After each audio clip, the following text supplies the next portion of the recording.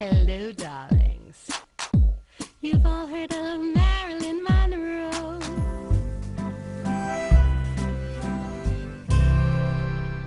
Welcome back, darlings. I'm TV host, entertainment journalist Cognac Wellerlane, and welcome back to Cognac's Corner.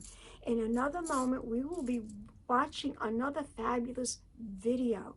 But first, don't forget to subscribe to my channel and always press the notification button to let you know when I will be publishing a new video. And also, darlings, don't forget to leave me a comment. Let me know what you think about my videos and what other type of videos you'd like me to make. Let's get to the video. Pink champagne kisses.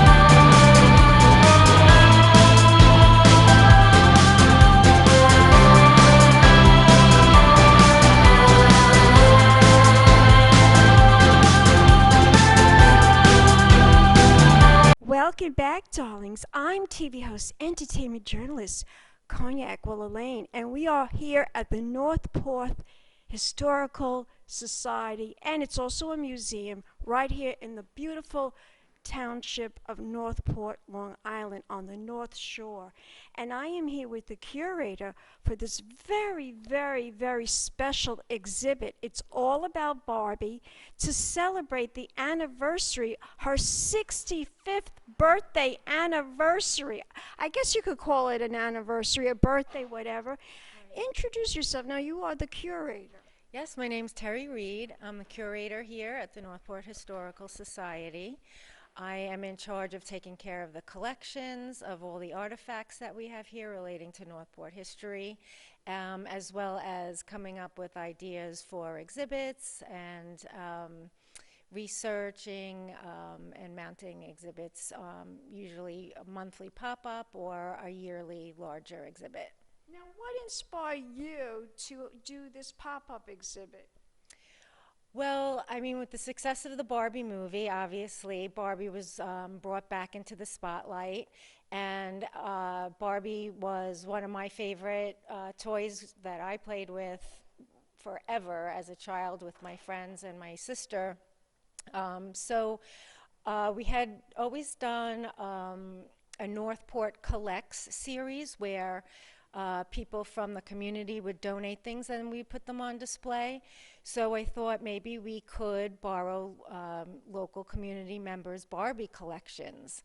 And then it was discovered that her birthday, as we called it, her 65th birthday, was going to be March 9th, which coincided with Women's History Month.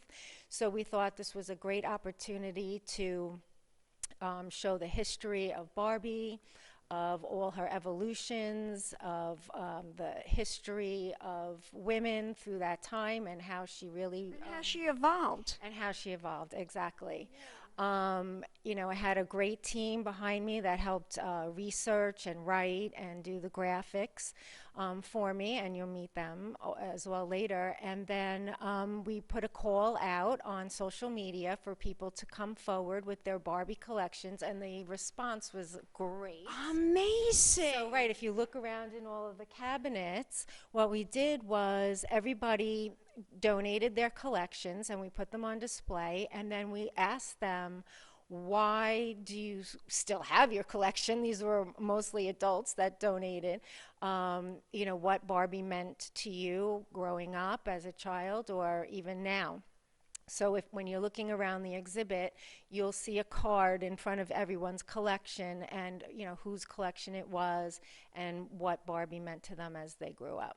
Amazing. Now, how many dolls are we looking at? How many items, dolls? I guess there's a Barbie car somewhere around here, I'm sure.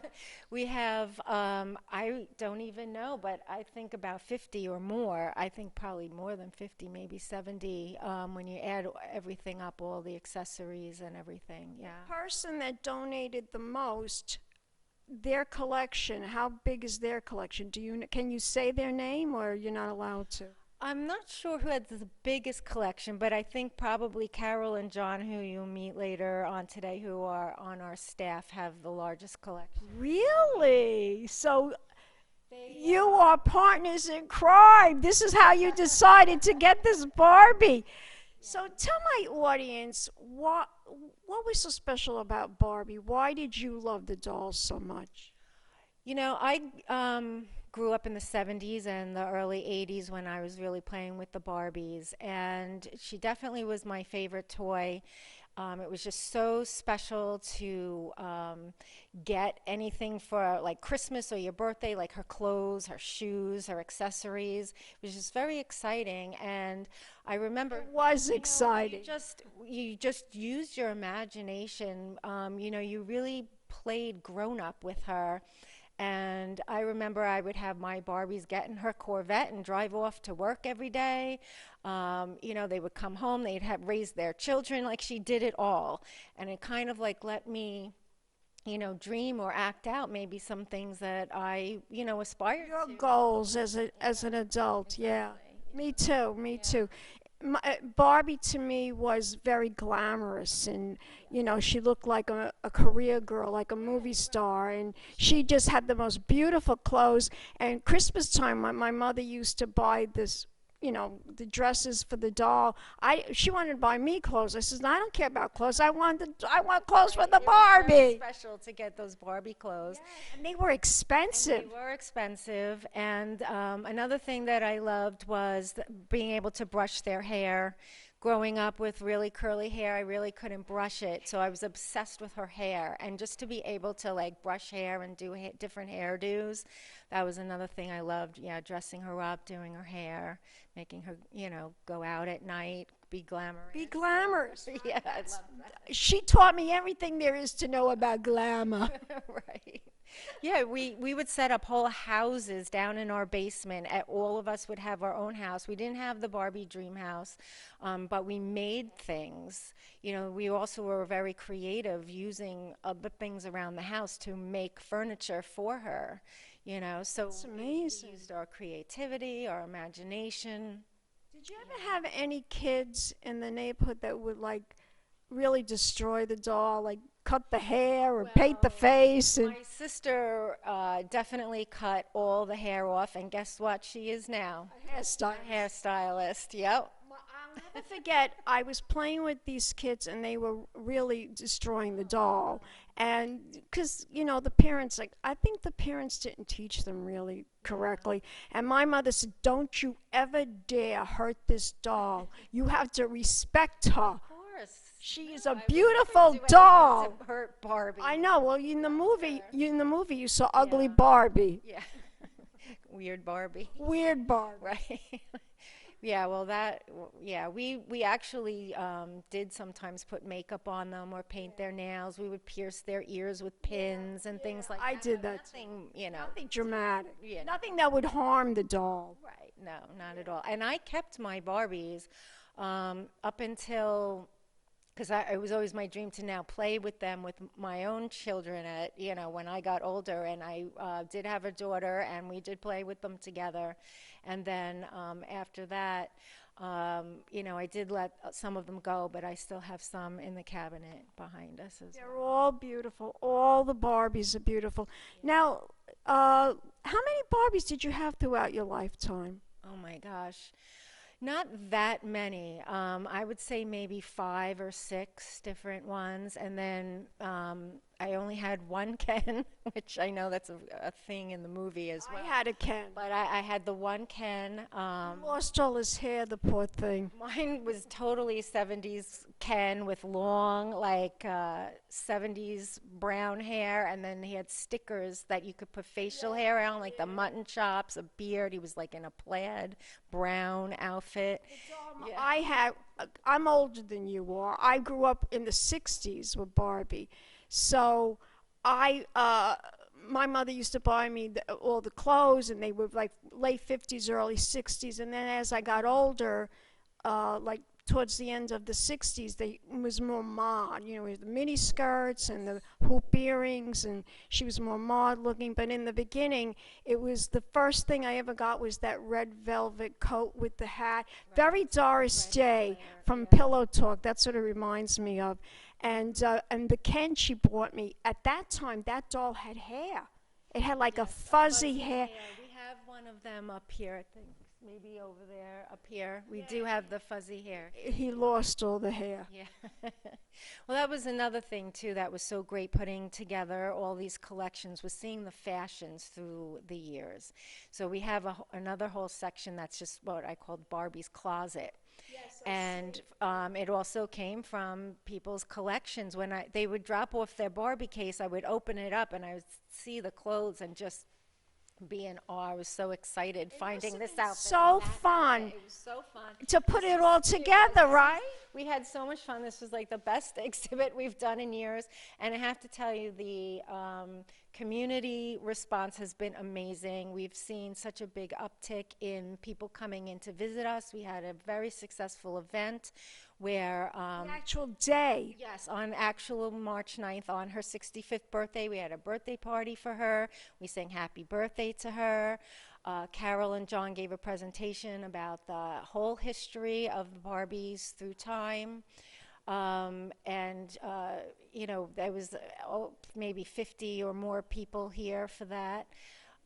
We've seen an uptick in the numbers of our visitors throughout the week coming specifically for that. And, as a Northport Historical Society, people may ask, well, what does Barbie have to do with Northport? But what it is doing is it's reaching other members of our community that may have never come in this building before. And so we're raising money for the museum that takes care of the collection. We're introducing ourselves to new people and members of the community that maybe later will become members or come in here again for other events because they enjoyed this one so much. So that's how we kind of tied this all together. It's a win-win for everyone. It's absolutely fabulous. Tell my audience how long this exhibit will be going on. So this exhibit is unfortunately only here till March 31st. It's been up for the month. Just a little closer because you're coming out of the frame. Yeah. It's open until March 31st. Fantastic. Tell my audience where we can go to find out more information about the Northport Historical Society. Yes, we have a website, northporthistorical.org. And also, if you go to that website, you could become a member. And if you become a member, you get our free e-newsletter that goes out every week. And then you'll find out all about all of our events and all of the upcoming topics. We have lectures, we have events, all kinds of things, something for everyone. So, yeah, find out everything on it. One more time, the website. Oh, it's northporthistorical.org. We also have a Facebook page and an Instagram page you can follow us on. You're gorgeous. So are you. Let's do an air kiss. Mwah. Mwah. Thank you. And we'll be back in a moment, darlings, with more Barbie coming up. Pink champagne kisses. Welcome back. And I am here with this young woman. We're here at the Northport Historical Society Museum. It's all about the Barbie Pop-Up exhibit. And she's in charge of education. Introduce yourself and tell us your title. Hi, my name is Carol Taylor, and I am the Education Director for the Northport Historical Society and Museum. Now tell my audience how you're involved with this exhibit. Well, when we first started to discuss having an exhibit, it was Barbie's birthday coming up, and our curator had this wonderful idea. So we did a deep dive in the history of Barbie, and you realize how much you didn't know because she's always been in the mind's eye. She's always been in our society, front and center. So the history behind her and Ruth Handler and her evolution from inception to today in a movie that is the first live action movie that has Barbie and Ken. It's not like a well, it was sort of cartoonish, but not exactly. Correct. This was the first live action movie. The rest previous have been animated movies. So when we take it back, we started to research, we started to look at her history and the amazing story of Ruth Handler and her tenacity and her vision. Her daughter. They didn't want her to make this doll. They felt, who's going to buy a doll that looks grown up? And little girls want to play with baby dolls. And she goes, no, no, this is not a baby doll. Didn't she name the doll? I did some history myself on Barbie. Didn't she name the doll after her daughter? That's correct. She named her daughter, Barbie after her daughter, and Ken after her son. And, you know, she didn't take no for an answer. The toy fair of 1959, when Barbie was first introduced, was not a success. Sears was the only cataloged retail, and Ruth Handler really counted on them picking Barbie up, and they did not. So what did she do? She bankrolled all of Mattel, because she and her husband owned Mattel at the time. She bankrolled it and bought the rights to all the commercials of the Mickey Mouse Club. So they were the only on-air sponsor. First time toys were marketed directly to children. First year, Barbie sold 300,000 dolls. Well, she hooked me, I'll tell you right now. All I did was say, Mommy, I want Barbie, I want Barbie. So she took me to see Santa Claus. I was like, I don't even think I was 5 years old. She took me to see Santa Claus, and there was a long line. That didn't faze me at all. I ran in front of all the kids. My mother was so embarrassed, and I sat right on Santa's lap. I wasn't nervous. I wasn't afraid of him. Like, all the kids were crying. I got on his lap. I said, I want Barbie, and I want Ken, and I want all the clothes. And did Santa deliver? Yes, he delivered. He delivered. Yes, but that's part of growing. That was part of my youth also, growing up. What was your favorite Barbie? My first Barbie was my favorite Barbie, probably because she was my first Barbie. I loved her. I took care of her. I loved her sunglasses. She had You got the one with the zebra bathing suit, one piece with the white cat eye sunglasses. I imagine I had gotten Barbie 2, number 2, not the first, but maybe the second iteration. I loved her. I had a Ken. I was quite shocked at 12 to realize that Ken was not anatomically correct. I'm still shocked by that, frankly. I could remember that as a vivid memory. I remember buying the clothing. That was the big thing. That was a social event with your girlfriends. We would go to the store, pick out clothing, not for ourselves, but for our dolls. So we always wanted the clothes for the doll, and we didn't care about clothes for ourselves. I didn't care about clothes for myself either. I wanted them for the doll. We lived vicariously through Barbie, and that was the whole idea of why it was such a resounding success. And, you know, it waned. Interest kind of waned in the 70s and 80s a bit. I think this movie resurrected the love of Barbie. I have 3 granddaughters who, before the movie, really weren't so interested in Barbie, but now they are. Now they love her. Now they love her. Tell my audience the website. Where can we go to find out about this museum? Well, it's the Northport, if you go online, it's northporthistorical.org, and we are open Wednesdays through Sundays. We have free admission. That's something that we have tried very hard to keep so that families can come with a lot of kids in tow. as our curator, as Terry had said, our event was quite successful. We had paper dolls for the kids. Some children didn't even know what a paper doll was. You're kidding me. Oh, I know. So we had paper dolls for them. We set up a PlayStation, not video PlayStation, a PlayStation with all Barbie toys and dolls and things that the kids could actually play with. And we had cupcakes and we had our lecture. It was quite fun. People came dressed. Like Barbie. Not quite as grand as you, but they Does though. I'm the only one that does it up the You're way one of a I. kind. I'm one of a kind. Well, you were a delight to interview, and thank you so much. Let's do an air kiss. Mwah. It was very nice meeting And you. Thank you. you are welcome. My pleasure. And we will be back with more interviews. Keep watching right here at the Northport Historical Society. Pink champagne kisses.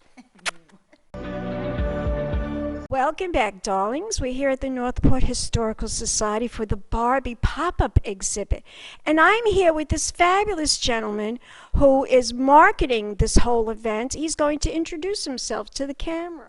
Hi, I'm John Daniello. I'm the Marketing and Membership Coordinator here at Northport Historical Society.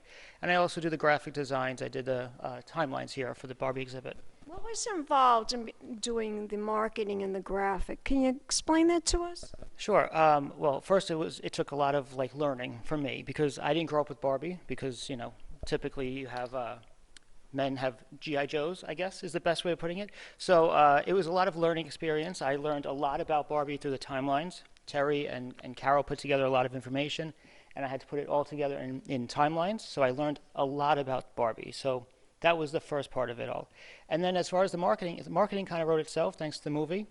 A lot of people were interested, even when we put the call out for Barbie dolls. People were, I guess, calling us and sending. We were closed when we said we were going to get it, so we had to have people call, making appointments, and get certain dolls because we didn't want to have duplicates. That's true. On a personal level, because I never had Barbie or Ken dolls, I said I wanted to donate something of my own. So right behind you, I have my Ken collection. I call it the Ken Den, and it only started in January. She was explaining that you have one of the largest I collections. have 15 Ken dolls now since January that I purchased, and some of them were purchased on eBay. Some of them were purchased because of their history. So I have several that are. So now you're a really big Barbie collector. I'm a Ken collector. Yes, A Ken. Only Ken. Ken. But I have 15 of them, including some of the newer ones, which are called the fashionistas, the ones that have certain disabilities or vitiligo or wheelchair accessible Ken. And then one of my favorites is actually Blaine. He's not even Ken. It's Blaine, which is Barbie's other boyfriend. Never talk about that guy, huh? No, because in 2004, Barbie and Ken broke up, and then she went to California, and then she met Blaine, and no one wants to know about that, but I like Blaine. He's right behind us. Well, the name is. I like the name. Yeah, sexy. I agree. I totally agree. So, how long did it take you to acquire all these Barbies for yourself? I mean, these Ken dolls. Well, eBay makes it easy for everyone, doesn't it? So it took me about 2 months to acquire 15 Ken dolls. And you did this why? Because of the exhibit, or you just got involved in the whole concept? Well, when it happened, I wanted to make sure there was a Ken representation. We were busy collecting Barbies, and Barbie is the star, but Ken's also a star too. We might as well Absolutely. have Ken. Yeah. So I wanted to make sure he was well represented. It started with 1, and now it's 15. Did you see the movie? I did see the movie because of the exhibit, so I saw it because I figured I needed to know what was going on. Of course. What did you think of the movie? It was great at first, and then I felt like the ending kind of trailed off. But I loved the beginning of it. For someone who never knew anything about Barbie or collected Barbie, it was a very funny movie. I didn't like what they did to the Kens. No, I didn't like that either. But I liked the dance number with the Kens. Oh, that was amazing. And he wears a jacket like yours in the movie, too. Yeah, he had a fur coat on. It was fake, of course, a fake fur coat. But, so, how many Kens were in that movie? Do you know? I do not know. No, I mean, they wanted to represent all of them, right? So I can't even imagine how many were in there. Unbelievable. So now, what's next for Barbie? Do you know what's next for her? I do not. Well, here's a funny thing. A funny story is I do know what's next for her because In order to obtain one of the Allen dolls, the special edition Allen doll, I actually had to become a Barbie signature member. So I had to pay for a yearly membership to Barbie just to buy this one particular doll. So now I'm getting nonstop emails about what's next for Barbie. Wow. Can you give us a little secret? No, because they're doing it. Today's what, the 20th. They're releasing it on the 21st. So I have no idea what's happening until the 21st. There's this big reveal thing online. Wow, I'll have to check that out. You know, I did collect Barbies for a time, but I stopped. I have so many in my house already, so it got too ridiculous. It was like just too many of these Barbies. But I do love the doll, and I love to collect her. My favorite period was, I think, because when I was a little girl in the 60s, that was my favorite period. Do you have a favorite period of the Ken dolls or the Barbie dolls? Well, doing the timeline, I think the 60s Barbies were actually more fabulous than the more modern ones. You know, they're getting a little bit out there, but I felt that the clothes were made so beautiful in the 60s. They have real fur on the garments. They had rabbit fur, the collars and the cuffs. They had brocaded things. They had sequins. I mean, the clothing was just amazing. That the way they tailored everything. That's what I felt in the 60s. Then it got a little more cheaper. I felt as we went along. I see that even in the Ken doll collection. I mean, the fashionistas one, their clothes are just on them. Meanwhile, like the earlier ones, like the Allen doll or the original Ken, like their clothes, even though he's in a bathing suit, the quality's better than the newer ones. Yes, and I have Barbie magazines. Oh. Did you ever get any Barbie magazines when you did the exhibit? No, I don't. I actually have Barbie magazines. We had one book though that was really I fascinating. have books too. This book spanned from the 60s to the 2000s. So it was actually a very big help in creating the timelines because I was able to correlate with the information I was given and get the photos and associate the dolls. So it was actually a very useful book. And we actually used the background from that book because it was such a great background that we said, let's use that as the background here. Well, you have a beautiful museum, a beautiful historical society. Really, really, it's so in-depth with so much information and knowledge. I want you to tell my audience what the website is. Okay. It's northporthistorical.org. Gorgeous. Let's do an air kiss, All darling. Mwah, mwah. And we'll be back, darlings, with more interviews right here at Cognac's Corner Magazine. Keep watching. Pink Champagne Kisses. Hello, darlings. You've all heard of Marilyn Monroe. Some of you know Bridget Bardot. Well, now it's time for the Cognac show. I said Cognac, ooh, ooh. I said Cognac, ooh, ooh, ooh. I'm a bubbly blonde, fabulously dressed to impress. One of a kind girl. I was brought into this world wrapped up in pearls. I love to mingle, though my husband reminds me I'm not single. I meet and greet both the famous and the elite. I ride in limousines, drinking the finest champagne, wearing furs, dazzling diamond jewelry. A girl can't complain. I live upscale life, dining in the finest restaurants, eating the best caviar for free. And no matter how much I enjoy cognac, ooh, ooh. I said cognac, ooh, ooh, ooh.